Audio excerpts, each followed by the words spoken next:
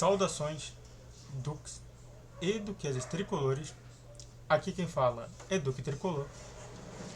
Para tudo que eu não falei, né? O que eu não falei do jogo entre Fluminense e Bahia. Pra quem não sabe, isso aqui é um quadro que eu falo só apenas dos jogadores que atuaram ou que não atuaram, mas que aparecem muito no radar. Então, sente no sofá ou na poltrona, deite na cama, relaxe, me escute e entre no meu divã. E bom, eu já peguei aqui a primeira parte que, na minha concepção, é insanidade pura. David Braz e Thiago Santos. Os dois jogaram na zaga, né, contra o Bahia. Foi uma trinca de zaga, né, de zagueiros com Thiago Santos, David Braz e Felipe Andrade. Mas Felipe Andrade ele também jogando como lateral também. A gente pode falar que até foi um 4-4-2, um 3-5-2 e por aí vai. Mas o mais importante é justamente essa situação, né? Thiago Santos, muito mal com a torcida, infelizmente sem ter muito espaço até no próprio Fluminense. Os torcedores não gostam ainda do Thiago Santos, acho que ele é um jogador que realmente é inviável, mas já é o segundo jogo seguido em que ele faz alguma coisa de diferente do time. Isso, na minha concepção, já é uma coisa gloriosa pensando em Thiago Santos. A situação problemática é justamente entender que Thiago Santos está sendo um dos melhores jogadores do Fluminense nesse espaço curto e David Braz um dos piores, além do mais ter quase agredido o Keno de porrada contra o Atlético Mineiro. Ou seja, a gente está vendo uma dualidade gigantesca entre um jogador que veio negativamente para o Fluminense e está se tornando um bom jogador, como o Thiago Santos, e um jogador que até veio positivamente para o Fluminense, o David Braz, mas está se tornando um dos piores jogadores do Fluminense. Outro, e no jogo realmente o Thiago Santos foi muito melhor do que David Braz. Outro, né, a dupla, né, que diversas vezes atuou como titular na equipe do Fluminense, o Guga e o Léo Fernandes, só mostraram pra mim do porquê eles são reservas e nunca vão ser titulares na vida. O Léo Fernandes, que atua pelos lados, ele não atua no meio. Eu acho que o Diniz tenta colocar ele no meio, mas ele sempre vai para um lado ou vai para o outro, tentando fechar ali um ponto, mas infelizmente não acontece nada. É um jogador que apenas é esforçado, foi vendido pra gente um jogador X e esse jogador não é o Léo Fernandes, e de fato depois disso a gente começou a perder muito desse ímpeto. E o Guga foi a mesma coisa, né? Diversas vezes as pessoas se questionavam se não era pro Guga entrar no lugar do Samuel Xavier, mas já é o segundo, terceiro jogo seguido em que ele está no campo e ele não muda nada do jogo. Enquanto o Samuel Xavier tem a proposta de talvez mudar o jogo com um chute, com um cruzamento, o Guga nem isso faz. E é estranho, porque o Guga joga melhor quando tem 10 do que tem 11. O Samuel Xavier joga quando tem melhor 11 do que 10. E é muito estranho isso. Mas o Guga deveria ter aproveitado melhor isso. E o Léo Fernandes, eu já esqueci dele. Gosto, muito obrigado pelo gol que ele fez contra o Cruzeiro, mas é isso que acontece. Por último, antes de a gente pedir, né, antes de fazer o pedido normal, Vitor Eudes e Pedro Rangel, 2 goleiros. Não entendi porque Pedro Rangel não jogou esse jogo. Talvez pelo medo justamente de se lesionar, por ser um goleiro reserva. Isso daí só me mostra que o Pedro Rangel vai ser o goleiro reserva. Se ele for escalar, se ele for escalar com 2 goleiros, o segundo é Pedro Rangel. Isso é óbvio nisso tudo.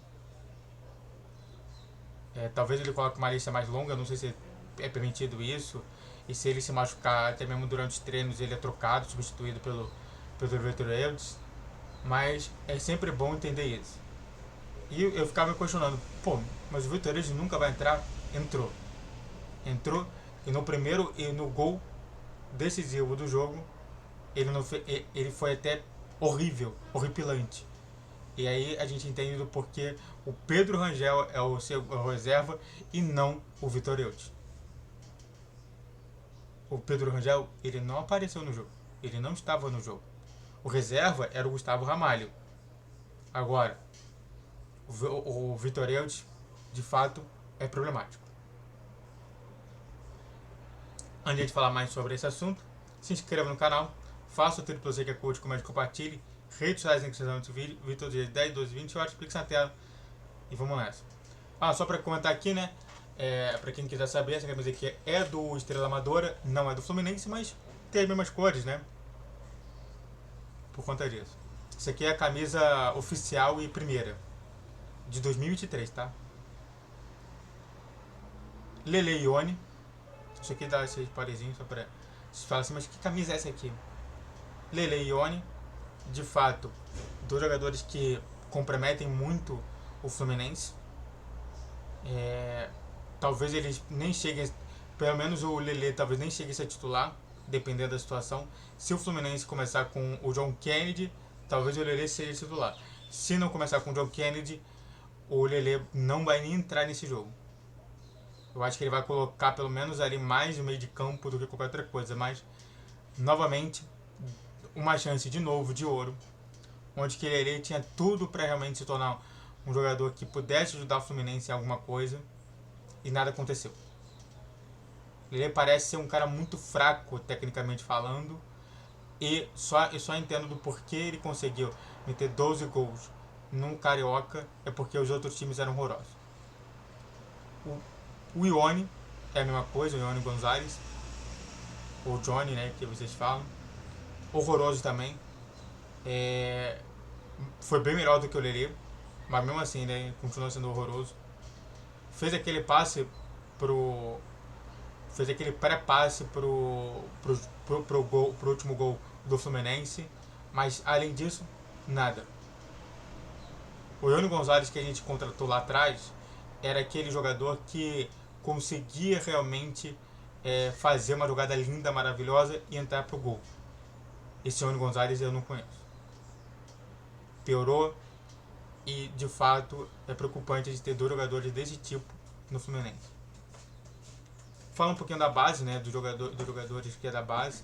Um que tá jogando bastante, o outro que só jogou esse jogo, né, mas joga frequentemente ali, que foi o Isaac e o Alexander. Alexander que, de fato, hoje não é colocado mais na base, né? Não coloco mais na base ele, coloco já como jogador. Mas eles, isso eu te falo, se a proposta do time do Diniz não é você se tornar um gênio, mas sim um cooperador, os dois parecem não entenderem. Eles não entenderam durante o jogo inteiro. O Alexander tentando de tudo quanto é jeito porque achava que o time estava ruim. O Isaac é a mesma coisa. O Isaac fez uma jogadaça. Tinha gente livre. Mas no final da história chutou mal e não conseguiu fazer muita coisa. O Isaac até foi melhor, um pouquinho melhor do que o Alexander, mas os dois eles mostram duas coisas. Primeiro, que eles sim podem até aparecer na final. Acredito muito mais no Alexander do que o Isaac. Mas o Isaac não teria nenhum erro justamente de colocar ele, tirar o Ione e colocar o Isaac. E uma outra coisa é que mostra que as substituições, as três ou quatro substituições que o Fluminense fez, todas elas foram feitas pela ordem da vestiarocracia. Ou seja, quem é no topo da vestiarocracia tem chance de jogar, quem está na base não tem. O Fluminense colocou Agner, João Neto e Isaac para jogar, mas não colocou Matheus Reis e não colocou o João Lourenço, que eu não sei se o João Lourenço estava lá jogando, mas ele não colocou alguns outros jogadores que talvez poderiam ajudar o time. E a gente entende que a vestiarocracia manda. E claro, o Eduardo Barros, péssimo. É um cara que